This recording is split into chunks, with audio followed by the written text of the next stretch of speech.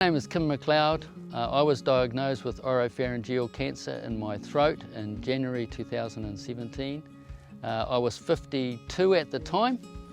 I had cancer in my tonsil, my tongue base and in one of my lymph nodes. They cut my neck open to remove the cancer from my tonsils, my lymph nodes and the base of my tongue. I had a couple of weeks recovery before my radiotherapy started, and the radiotherapy was every day except for the weekends for 6 weeks, so 30 days treatment.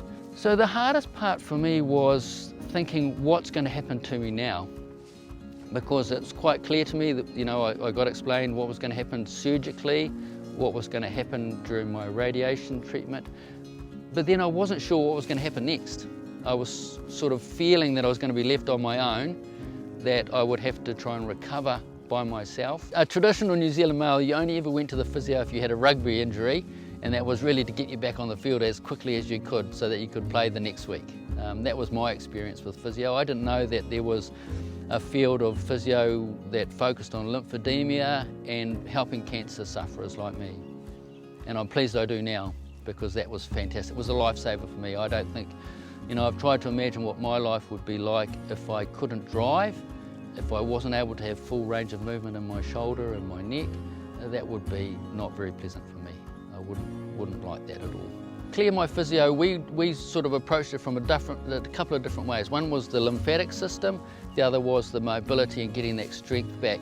So initially she gave me a range of exercises as well, sort of before we did the massaging on my neck, to increase the movement in my shoulder blade, my shoulder and my neck obviously.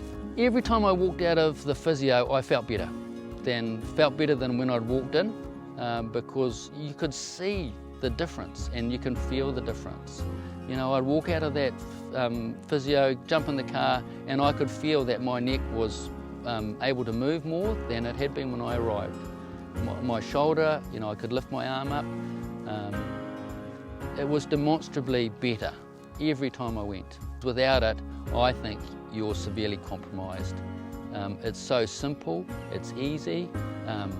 There's not much involved in going to see a physio, and they know what they're doing, and you'll get that sort of movement back and you'll get your life back, and without it you won't.